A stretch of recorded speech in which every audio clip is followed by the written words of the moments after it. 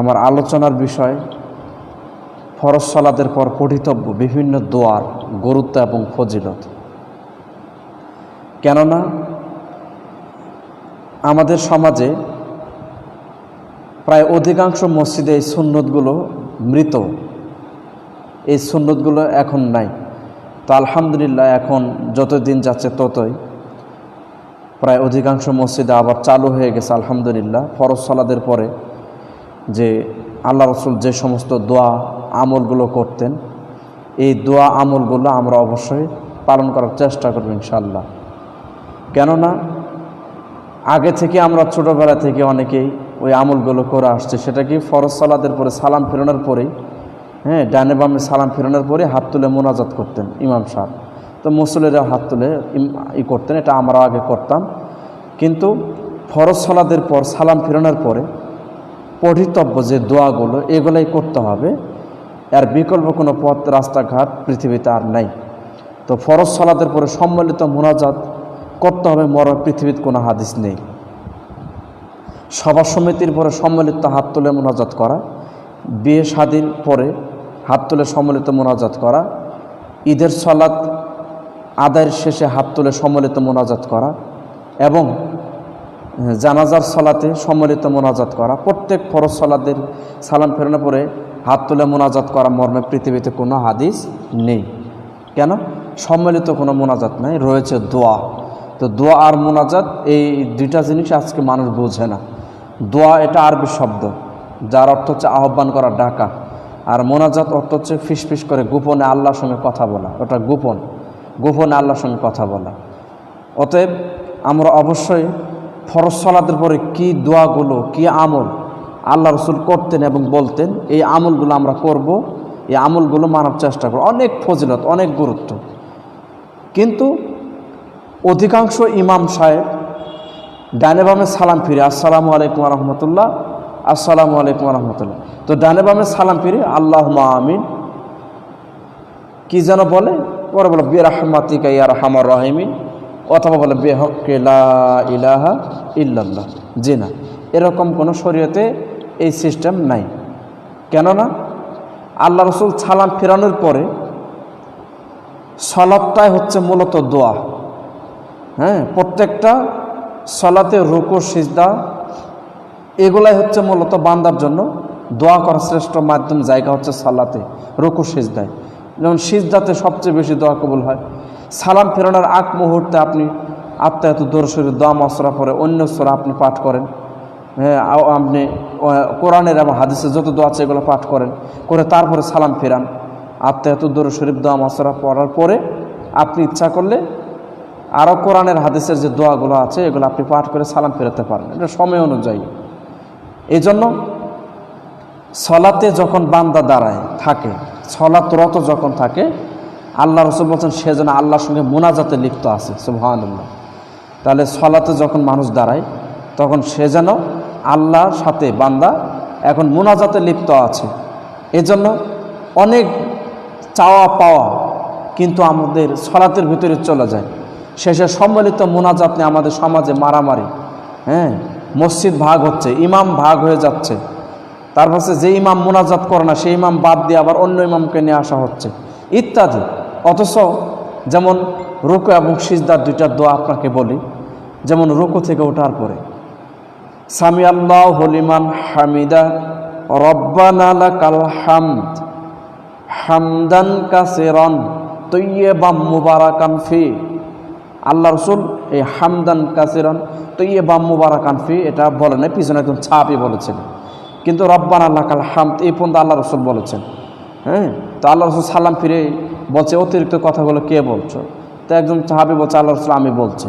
তো আল্লাহ রসুল বলছে তুমি নবী নাও, আমি নবী, আমি যা জানি তুমি তা জানো না, আমি যা দেখতে পাই তুমি তা দেখতে পাও না। তোমার এই অতিরিক্ত কথাগুলো বলার কারণে 30-এর অধিক ফেরেশতা, সহিহ মুসলিমের হাদিস, যে 30-এর অধিক ফেরেশতা তোমার আমল নামায় এই হামদান কাসিরান তাইয়্যিবাম মুবারাকান ফি এই অতিরিক্ত কথা বলার কারণে 30-এর অধিক ফেরেশতা তোমার আমল নামায় নেকি সওয়াব লেখার জন্য ফেরেশতা দুইটা গ্রুপ হয়ে তারা প্রতিযোগিতা শুরু করে দিয়েছে যে তোমার আমল নামে কে কত বেশি পরিমাণ সওয়াব লিখবে। সুবহানাল্লাহ। তাহলে চিন্তা করেন, হ্যাঁ, কত নেকি। কিন্তু আজকে আমরা এই আমল করি না, রুকু থেকে উঠে আবার সিজদায় চলে যাই। এজন্য সুবহানা রব্বিয়াল আযীম শুদ্ধ করে কমপক্ষে 3 উপর যে পরিমাণ বলতে পারেন, কোনো নির্দিষ্ট সংখ্যা নেই। এরপরে রুকু থেকে উঠে সোজা হয়ে দাঁড়িয়ে এই দোয়াটা বলবেন, সামি আল্লাহু লিমান হামিদা রব্বানা লাকাল হামদ হামদান কাসিরান তাইয়্যিবাম মুবারাকান ফি। এটা বলার পরে তারপরে সিজদায় যেতে হবে। এরপর যখন সিজদায় যাবেন, সিজদা দেওয়ার সময় দেখেন দোয়াটার গুরুত্ব। একটা সিজদা দিয়ে উঠে আর একটা সিজদা দিবেন, তার সিজদার 2 সিজদার মাঝখানের যে দোয়া, 5টা কথা, অর্থগুলো কি সুন্দর।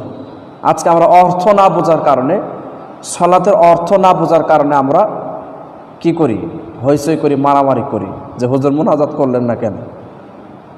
অথচ আপনার সকল চাওয়া পাওয়া নামাজের ভিতরে, সালাতের ভিতরে কিন্তু চলে গিয়েছে, কবুল হয়ে গেছে। আপনি বুঝতে পারেন না বিষয়টা সেই জন্য।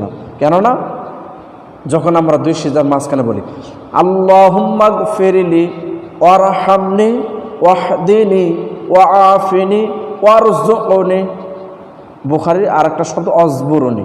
তাহলে আল্লাহুম্মা গফিরলি, আল্লাহ আমাকে ক্ষমা করুন, ওয়ারহামনি, আমার প্রতি রহম করুন, দয়া করুন, ওয়াহদিনি, আল্লাহ আমাকে সুস্থতা দান করুন, ওয়াআফিনি, আল্লাহ আমাকে সুস্থ দান করুন, ওয়াহদিনি, আল্লাহ আমাকে হেদায়েত দান করুন, ওয়ারযুকনি, আল্লাহ আমাকে রিজিক দান করুন। সুবহানাল্লাহ। তাহলে প্রত্যেকটা কথা, এই যে চাওয়া পাওয়া, আপনি সবার সালাতের পরে অর্থাৎ ফরজ সালাত সালাম ফেরানোর পরে যে হাত তুলে মোনাজাত করতেন, দেখেন সকল চাওয়া পাওয়া কিন্তু এগুলো নামাজের মধ্যে চলে গিয়েছে। অর্থ না বোঝার কারণে আজকে মানুষ বিভ্রান্তিতে পড়ছে। সম্মানিত প্রিয় ভাই এবং বোন, এই জন্য ফরজ সালাতের পরে অনেক গুরুত্বপূর্ণ কিছু আমল অবশ্যই আমরা এইগুলো করার চেষ্টা করব। প্রায় 40 থেকে 42টা রকমের আমল আল্লাহ রসুল করতেন। এই জন্য অবশ্যই ফরজ সালাতের পরে অনেক আমলগুলো আমরা ইচ্ছা করে অনিচ্ছায় ছেড়ে দিচ্ছি। অনেক মসজিদ আজকে আমলগুলো নেই, অথচ কত আমল আল্লাহ রসুল করত, চিন্তা করছেন কোনোদিন? এই জন্য অবশ্যই ফরজ সালাত, প্রত্যেকটা ফরজ সালাতের পরে যে আমলগুলো, এটা গুরুত্বতার সাথে অবশ্যই আপনাকে আদায় করতে হবে, পালন করতে হবে। সেটা হচ্ছে কি, সালাম ফেরানোর পরে ফরজ সালাত, সালাম ফেরানোর পরে আল্লাহু আকবার বলবেন। এরপরে বলেন আস্তাগফিরুল্লাহ আস্তাগফিরুল্লাহ আস্তাগফিরুল্লাহ 3 বার। মুসলিম শরীফের হাদিস, 3 বার আস্তাগফিরুল্লাহ বলুন। আল্লাহ আপনি আমাকে ক্ষমা করুন, আমি আপনার কাছে ক্ষমা প্রার্থনা করছি, মাফ চাচ্ছি, আপনি আমাকে ক্ষমা করুন। এরপর আল্লাহুম্মা আনতাস সালাম ওয়া মিনকাস সালাম ওয়া তাবারাকতা ইয়া জাল জালালি ওয়াল ইকরাম আল্লাহুম্মা আইন্নি আলা যিকরিকা ওয়া শুকরিকা ওয়া হুসনি ইবাদাতিক। আর অনেক দোয়া, আল্লাহুম্মা আদখিলনিল জান্নাতা ওয়া আজিরনি মিনান নার 3 বার বলবেন। হে আল্লাহ, আমি আপনার কাছে জান্নাত কামনা করছি, জাহান্নাম থেকে আপনার কাছে পানা চাচ্ছি। আল্লাহুম্মা আদখিলনিল জান্নাতা, আপনি আমাকে জান্নাতে প্রবেশ করান এবং জাহান্নাম থেকে বাঁচান, 3 বার বলবেন। এরপরে লা ইলাহা ইল্লাল্লাহু ওয়াহদাহু লা শারীকা লাহু লাহুল মুলকু ওয়া লাহুল হামদু ওয়া হুয়া আলা কুল্লি শাইইন কাদির। এটা বলবেন, এটা 100 বার পাঠ করতে পারবেন। আর একটা হাদিস রয়েছে, আর এখানে একবার বলবেন ফরজ সালাতের পরে।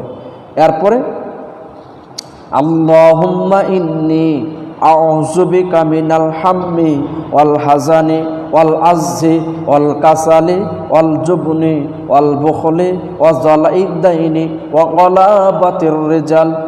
আল্লাহুম্মা ইন্নী আউযু বিকা মিনাল জুবনি ওয়া আউযু বিকা মিনাল বুখলি ওয়া আউযু বিকা মিন আরজালিল উমুরি ওয়া আউযু বিকা মিন ফিতনাতিদ দুনিয়া ওয়া ফিতনাতি আযাবিল কবর।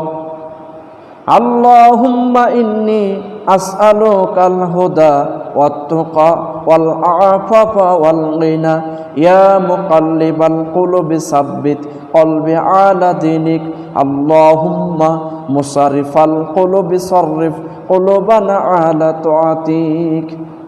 এগুলা পাঠ করবেন।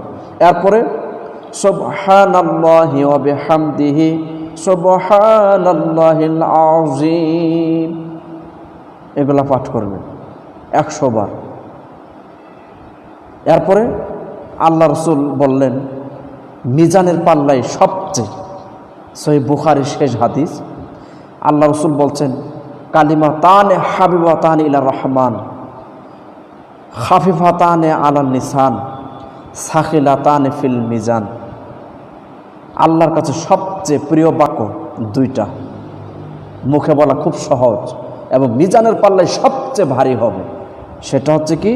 বাক্য দুটো হচ্ছে সুবহানাল্লাহি ওয়া বিহামদিহি সুবহানাল্লাহিল আযীম, বুখারীর শেষ হাদিস। তাহলে মিজানের পাল্লায় সবচেয়ে ভারী হবে।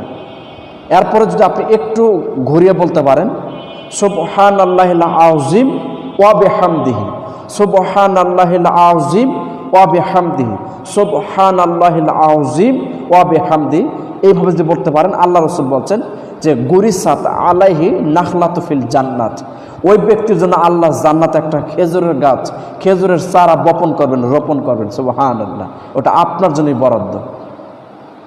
এরপরে লা হাওলা ওয়ালা কুওয়াতা ইল্লা বিল্লাহ, এটা পাঠ করবেন। আল্লাহ রসুল বলছেন জান্নাতের ধন ভাণ্ডারের ভিতরে অন্যতম একটা রত্ন ধন ভাণ্ডার হচ্ছে এটা, এই দোয়া লা হাওলা ওয়ালা কুওয়াতা ইল্লা বিল্লাহ, মানে লা হাওলা নেই কোনো আমার উপায়, ওয়ালা কুওয়াতা আমার নেই কোনো আমার শক্তি সামর্থ্য, আমার কোনো উপায় নেই, আমার কোনো শক্তি নাই সামর্থ্য নাই আমার আল্লাহ ছাড়া। ঠিক কিনা? আমার আল্লাহ ছাড়া আমার কোনো শক্তিও নাই সামর্থ্য নাই কোনো কিছু করার। অতএব তিনি হচ্ছেন সর্বশক্তিমান। ইন্নাল্লাহ আলা কুল্লি শাইইন কাদির, কুল্লি শাইইন কাদির, নিশ্চয় তিনি হচ্ছে সব বিষয়ে সর্বশক্তিমান। এরপরে সবার জন্য যেটা জরুরি, আপনি 2-3 মিনিট ইচ্ছা করলে আপনি আপনার জীবনের সমস্ত গুনাহ মাফ করে নিতে পারেন, মাত্র 2-3 মিনিট ব্যবধানে সময় ব্যয় করে।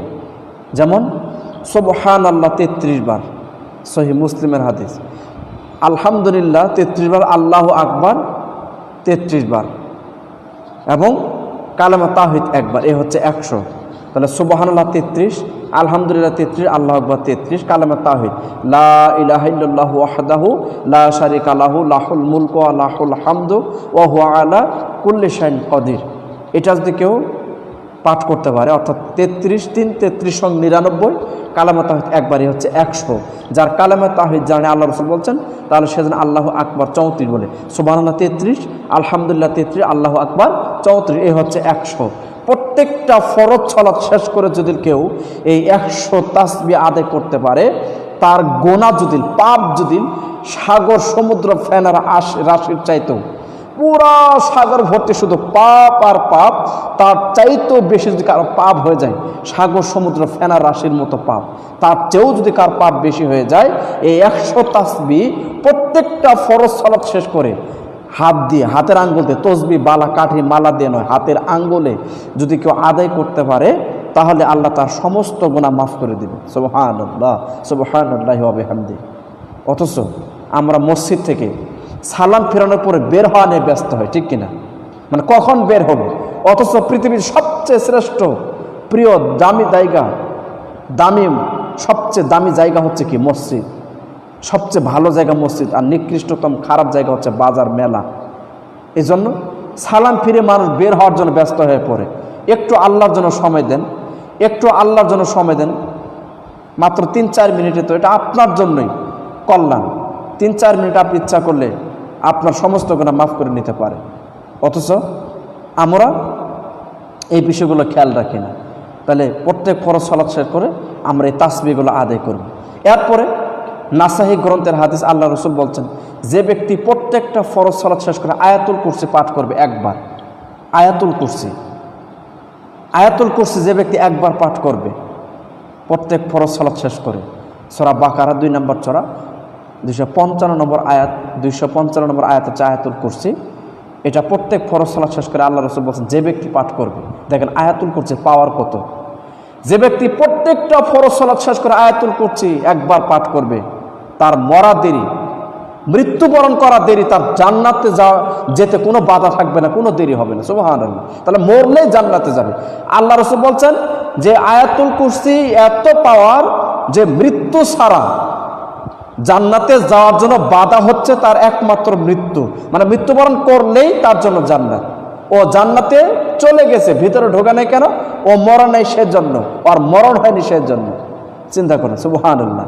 নাসাই গ্রন্থের হাদিস। তাহলে আয়াতুল কুরসির কত ফজিলত।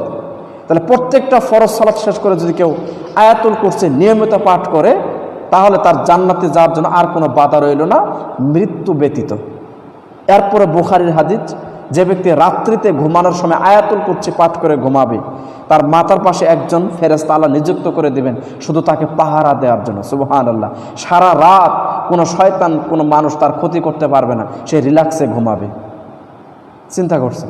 এজন্য অবশ্যই আমরা আয়াতুল কুরসি পাঠ করে ঘুমাবো। প্রত্যেক ফরজ সালাত শেষ করে আয়াতুল কুরসি পাঠ করবেন, মরা দেরি, জান্নাতে যেতে কোনো দেরি হবে না ইনশাআল্লাহ। এরপরে সকাল সন্ধ্যায়, অর্থাৎ প্রত্যেক ফরজ সালাত শেষ করে 3 বার বলবেন রাজিতু বিল্লাহি রাব্বাও ওয়া বিল ইসলামি দীনাও ওয়া বি মুহাম্মাদানিন নাবিয়্যা। রাজিতু বিল্লাহি রাব্বাও ওয়া বিল ইসলামি দীনাও ওয়া বি মুহাম্মাদানিন নাবিয়্যা। এই দোয়াটা 3 বার সকাল সন্ধ্যায় যদি কেউ পাঠ করতে পারে, অথবা বেশি বেশি যদি কেউ পাঠ করতে পারে, আপনি আমল করেন। প্রত্যেক ফরজ সালাত শেষ করে এই দোয়া যদি পাঠ করতে পারেন, অথবা সকাল সন্ধ্যায় 3 অথবা 7 বার যদি আপনি পাঠ করতে পারেন, আল্লাহ রাসূল কি বলছেন? ওয়াজাবাত লাহুল জান্নাত, তার জন্য জান্নাত ওয়াজিব হয়ে গেল। সুবহানাল্লাহ। যে ব্যক্তি এই দোয়াটা পাঠ করবে তার জন্য জান্নাত ওয়াজিব হয়ে যাবে। চিন্তা করছেন? ছোট্ট একটা দোয়া, আর কত পাওয়ার। এরপরে যদি আপনি এই দোয়াটা পাঠ করতে পারেন, আল্লাহুম্মা কফিনি বিহালালিকা আন হারামিকা ওয়া আগনিনি বিফাজলিক আম্মান সিওয়াক। এটা যদি আপনি পাঠ করতে পারেন,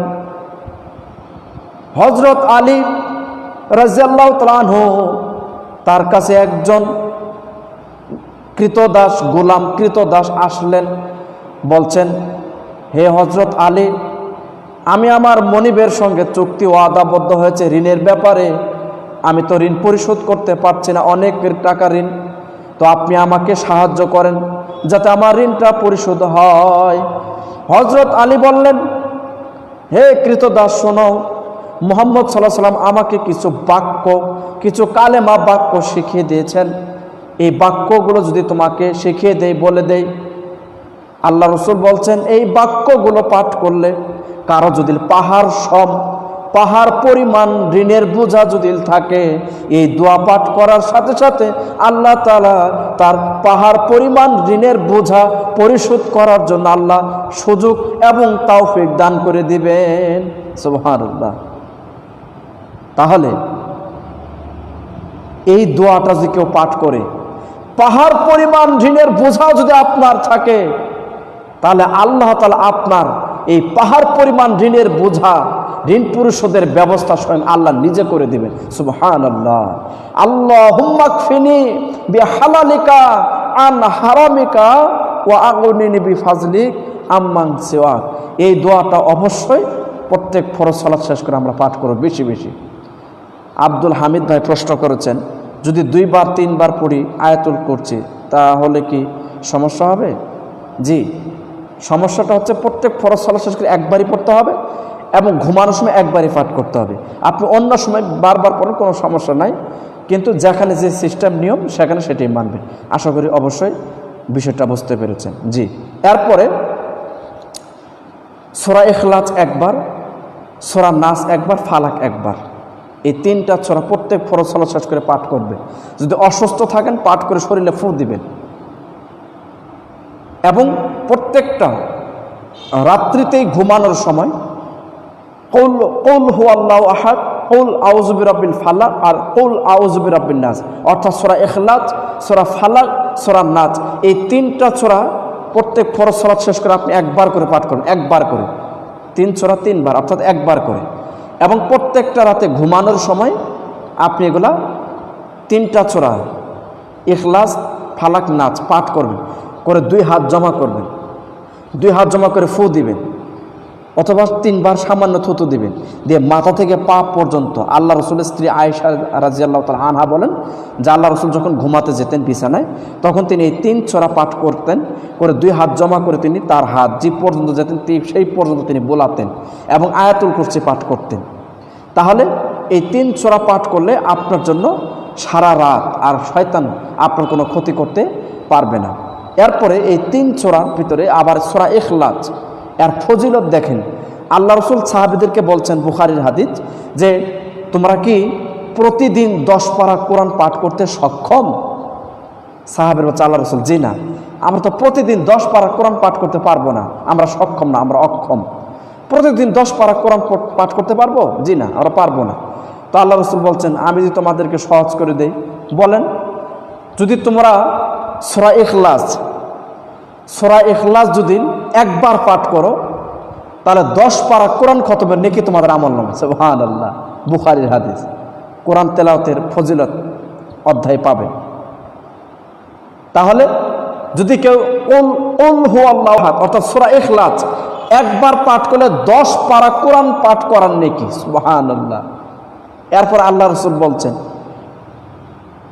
যে যদি তোমরা সূরা ইখলাস 3 বার পাঠ করতে পারো, 3 বার, একবার পাঠ করলে কোরআনের 1/3 অর্থাৎ 10 পারা কোরআন পাঠ করার নেকি, আর 3 বার পাঠ করলে 1 কোরআন খতম নেকি, 3 বার পাঠ করলে 1 কোরআন খতম নেকি, 3 বার পাঠ করলে 1 কোরআন খতম করার নেকি আপনার আমলনামায় আল্লাহ দান করবেন। সুবহানাল্লাহ, সুবহানাল্লাহি ওয়া বিহামদিহি। কি দিয়ে বোঝায় আপনাদেরকে কত নেকি, কত পাওয়ার। যেমন সূরা মুলক, আয়াতুল কুরসি, সূরা ইখলাস, ফালাক, নাস, সূরা বাকারা, সূরা ইমরান, এগুলোর অনেক ফজিলত, সূরা কাহাফ অনেক ফজিলত, এগুলো আমল করেন। কিন্তু সূরা হাশরের শেষ 3 আয়াতের হাদিস জয়ীফ, এরপরে সূরা ইয়াসিনের ফজিলতের হাদিস জয়ীফ, সূরা কাহাবের ফজিলতের হাদিস জয়ীফ, অসংখ্য সূরার হাদিসের প্রাইসগুলো জয়ীফ, দুর্বল, আমল করা যাবেন। যেগুলো বললাম শুধু এগুলো আমল করবেন ইনশাআল্লাহ। তাহলে প্রত্যেক ফরজ সালাত শেষ করে আপনি ইখলাস পাঠ করেন 3 বার, একবার, আর ওই 2 সূরা নাস, ফালাক এগুলা পাঠ করেন ইনশাআল্লাহ। অবশ্যই আমরা প্রত্যেক ফরজ সালাত শেষ করে হাত তুলে মোনাজাত তো করবই না, কেন সম্মিলিত হাত তুলে মোনাজাত করার মরণ পৃথিবীর কোনো হাদিস নেই, ভুয়া হাদিসও নেই, এগুলো মানুষের বানানো, আর যেগুলো আছে সম্পূর্ণ জয়ীব জাল, মানুষের বানানো। অতএব ফরজ সালাত শেষ করে আপনার এই আমলগুলো অবশ্যই অবশ্যই অবশ্যই পালন করবেন ইনশাআল্লাহ। এরপরে আর অনেকগুলো দোয়া আছে, তার ভিতরে জান্নাত জাহান্নাম সকাল সন্ধ্যায় 3 বার অথবা 7 বার বলবেন। আল্লাহুম্মা আজিরনি মিনান নার, আল্লাহ আমি আপনার কাছে জাহান্নামের শাস্তি থেকে পানা চাচ্ছি, এটা জাহান্নামের শাস্তি থেকে বাঁচার দোয়া। আল্লাহুম্মা আজিরনি মিনান নার সকাল সন্ধ্যায় 3 অথবা 7 বার বলবেন। আর জান্নাত চাওয়ার দোয়া, আল্লাহুম্মা ইন্নী আসআলুকা জান্নাতাল ফিরদাউস, সকাল সন্ধ্যায় 3 বার করে পাঠ করবেন। এরপরে তওবা, সর্বশেষ তিরমিজির হাদিস, আস্তাগফিরুল্লাহাল্লাযী লা ইলাহা ইল্লা হুয়াল হাইয়ুল কাইয়্যুম ওয়া আতুবু ইলাইহি। এটা হচ্ছে তওবার দোয়া, এই দোয়া পড়বেন। আল্লাহ রাসূল বলছেন যে জিহাদের ময়দান থেকে পালালে যে গুনাহ হয়, পাপ হয়, যদি কেউ এই তওবাটা পাঠ করে, এরকম পাপ জিহাদের মাঠ থেকে পালালে যে পাপ হয় তার চেয়ে বেশি পাপ হইলে ওই পরিমাণ পাপ আল্লাহ আপনাকে মাফ করে দেবেন। সুবহানাল্লাহ। তাহলে আস্তাগফিরুল্লাহাল্লাযী লা ইলাহা ইল্লা হুয়াল হাইয়ুল কাইয়্যুম ওয়া আতুবু ইলাইহি, এই দোয়াটা আমরা বেশি বেশি পাঠ করবো। এটা হচ্ছে তওবার দোয়া। আল্লাহ রাসূল দিনের ভিতরে 100 বার করে তওবা পাঠ করেছেন, যে নবীর আগের পরে সব পাপ মাপ, সব পাপ আল্লাহ ক্ষমা করে দিয়েছেন। তারপরেও আমাদের নবী দিনের ভিতরে 100 বার করে তওবা করেছেন, তার কোনো গুনাহই নেই। আর আমাদের পাপের কোনো শেষ নেই, গুনার কোনো শেষ নেই, অথচ আমরা কেন তওবা করি না? তওবা আরবি শব্দ, তওবা মানে ফিরে আসা। এই জীবনে যা করছেন করছেন, এখন তওবা করেন, আল্লাহর কাছে ফিরে আসেন, ক্ষমা চান যে আল্লাহ আমার ভুল আছে, আপনি মাফ করেন। জীবনে আর কোনোদিন 5 ওয়াক্ত সালাত ছাড়বো না, জীবনে কোনোদিন জানাবি বিচার, সুদ ঘুষের সঙ্গে জড়াবো না, ইত্যাদি আপনি তওবা করেন, অবশ্যই আল্লাহ আপনাকে মাফ করে দেবেন। হতাশ হবেন না, নিরাশ হবেন না। অতএব বেশি বেশি আমল করেন। আমলটাই হচ্ছে আপনার আমার জন্য মূল সম্পদ, মূল হাতিয়ার। বিচারের মাঠে আপনার আমার জন্য যেটা মূল জিনিস সেটা হচ্ছে আমল। আর আমলটা হচ্ছে সৎ আমল। সৎ আমল হতে হবে। পৃথিবীতে অনেক আমল আছে, বদ আমল হলে হবে না, সৎ আমল হতে হবে, যেটা আল্লাহ রসুল বলেছেন, রাসূলুল্লাহ সাল্লাল্লাহু আলাইহি ওয়াসাল্লাম করেছেন। তার পদ্ধতি তরিকা অনুযায়ী সালাত পড়বেন, আমল করবেন, ইবাদত করবেন, তাহলে অবশ্যই অল্প আমলে আল্লাহ আপনাকে মাফ করে জান্নাত দিবেন। এরপরে আমরা তওবার এই দোয়াটা পাঠ করব। এরপরে সাইয়্যিদুল ইস্তেগফার, তওবার নেতা, সবচেয়ে বড় তওবা, যেটা তওবার অর্থাৎ শ্রেষ্ঠ তওবা, এর উপর আর কোনো তওবা নেই। এই তওবাটা আমরা অবশ্যই পাঠ করবে ইনশাআল্লাহ। সেটা হচ্ছে কি বুখারীর হাদিস। আল্লাহ রাসূল বলছেন, যে ব্যক্তি সাইয়্যিদুল ইস্তেগফার এটা সকালে পাঠ করলো, সন্ধ্যার আগে মারা গেল, তার থাকার জায়গা হচ্ছে জান্নাত। সুবহানাল্লাহ। আবার যে ব্যক্তি সন্ধ্যায় সাইয়্যিদুল ইস্তেগফার পাঠ করলো, কালকে সকাল পর্যন্ত রাতে লোকটা মৃত্যুবরণ করলো, তবুও তার থাকার জায়গা জান্নাত, সমস্ত গুনাহ আল্লাহ মাফ করে দেবেন। সেটা কি? তওবার শ্রেষ্ঠ নেতা, লিডার, এর উপরে আর কোনো পৃথিবীতে তওবা নেই। সাইয়্যিদুল ইস্তেগফার মানে কি? তওবার সর্দার, নেতা, ক্যাপ্টেন, লিডার, প্রধান যেটা। এই জন্য এই তওবাটা সকাল সন্ধ্যায় পাঠ করবেন ইনশাআল্লাহ। কি? আল্লাহুম্মা আনতা রাব্বি লা ইলাহা ইল্লা আনতা খালাকতানি ওয়া আনা আবদুক ওয়া আনা আলা আহাদিক ওয়া ওয়াদিকা মাসতাতাতু আউযু বিকা মিন শাররি মা সানাতু আবু লাকা বিনি'মাতিকা আলাইয়া আবু বিযামবি ফাগফিরলি ফা ইন্নাহু লা ইয়াগফিরুয যুনুবা ইল্লা আনতা। এটা হচ্ছে সাইয়্যিদুল ইস্তেগফার। এটা বেশি বেশি পাঠ করবেন। এরপরে সকাল সন্ধ্যায় আর কিছু আমল, সেটা হচ্ছে কি? ফজরের সালাত পরে আপনি বলবেন, আল্লাহুম্মা ইন্নী আসআলুকা ইলমান নাফিয়ান ওয়া আমালান মুতাকাব্বালান ওয়া রিজকান তাইয়্যিবান, 3 বার পাঠ করবেন। এরপরে বিসমিল্লাহিল্লাযী লা ইয়াযুররু মা'a ইসমিহি শাইউন ফিল আরদ ওয়ালা ফিস সামাই ওয়া হুয়াস সামিউল আলিম। এটা সকাল সন্ধ্যা যে ব্যক্তি 3 বার পাঠ করবে, তার সর্ব ধরনের বিপদ আপদ থেকে, যে কোনো বিপদ থেকে আল্লাহ তাকে উদ্ধার করবেন, হেফাজতে রাখবেন। এই দোয়াটা সকাল সন্ধ্যায় পাঠ করার চেষ্টা করবেন ইনশাআল্লাহ। আর বেশি বেশি কোরআন পাঠ করবেন সকাল সন্ধ্যায়। রাতে কোরআন পাঠ করার জন্য অবশ্যই আপনারা চেষ্টা করবেন, বেশি বেশি কোরআন পাঠ করবেন। কিছু না জানলে সূরা ইখলাস 3 বার পাঠ করেন। আর একটা হাদিস আছে সূরা ইখলাসের, সেটা হচ্ছে ওটা সহিহ হাদিস মুস্তাদ আহমদ গ্রন্থের। যদি কেউ 10 বার সূরা ইখলাস পাঠ করে, কুল হুয়াল্লাহু আহাদ 10 বার এই হাদিসে, তাহলে আল্লাহ তাআলা তাকে জান্নাতে একটা ঘর তৈরি করে দেবেন। সুবহানাল্লাহ।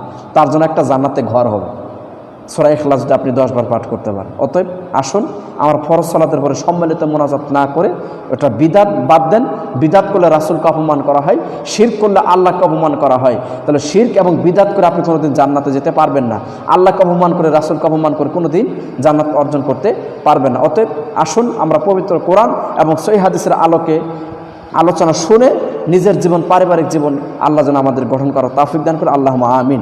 আল্লাহ এই সময় পর্যন্ত আমরা যারা এই সালাতের পর পঠিত দোয়ার গুরুত্ব ফজিলত সম্পর্কে শুনলাম, আল্লাহ আমাদের প্রত্যেকে আপনি আমল করার তৌফিক দান করুক। আল্লাহুম্মা আমিন। আমার নাম মাসুদ বিন আবদুল্লাহ। এটা আমার ফেসবুক আইডি, ফেসবুক পেজ এবং ইউটিউব চ্যানেল। বাংলাতে লিখবেন মাসুদ বিন আবদুল্লাহ, তাহলে আমার ফেসবুক আসবে, ফেসবুক পেজে আসবে এবং ইউটিউব আসবে এই নামে। হ্যাঁ, প্রায় 500-র উপর আমার ইউটিউবে আলোচনা আছে। আপনার আমার চ্যানেলটি সাবস্ক্রাইবার করবেন ইনশাল্লাহ, আর আমার পেজের লাইক দিবেন ইনশাল্লাহ। অবশ্যই লাইক, কমেন্ট, শেয়ার দিয়ে সহযোগিতা করবেন। হারাম কোনো কাজে, নাটক, গান, সিনেমা, নায়ক নায়িকা, অশ্লীলতা, ব্যয়পনার এগুলো কোনো দিন লাইক, কমেন্ট, শেয়ার করবে না। সাবধান, হতে পারে আপনার একটা লাইক, কমেন্ট, শেয়ারে আপনার জাহান্নামে যাওয়ার কারণ হতে পারে। অতএব আপনি সহিহ আকীদা সম্পূর্ণ যারা আলেম রয়েছেন, হুজুর রয়েছেন, শায়েখগণ রয়েছেন, তাদের আলোচনা আপনি লাইক, কমেন্ট, শেয়ার করবেন, যাতে জাতি উপকৃত হতে পারে। কোনো বিদাতি, কবর পূজারী, পীর পূজারী, মাজার পূজারী এই সমস্ত বক্তাদের আলোচনা লাইক, কমেন্ট, শেয়ার করা থেকে অবশ্যই বিরত থাকবেন। যেহেতু তারা বিদাতের সঙ্গে জড়িত, শিরকের সঙ্গে জড়িত, অবশ্যই আপনি তাদের থেকে বিরত থাকবেন, তাদের আলোচনা শোনা থেকেও বিরত থাকবেন। যারা রেফারেন্স সহকারে কোরআন এবং সহিহ হাদিসের আলোকে আলোচনা করেন, দলিল ভিত্তিক কথা বলেন, তাদেরকে মূল্যায়ন করবেন, তাদের কথাগুলো আলোচনা লাইক, কমেন্ট, শেয়ার করবেন। অবশ্যই আপনারা বিষয়গুলো বুঝতে পারছেন। এই বলে সংক্ষিপ্ত আলোচনা।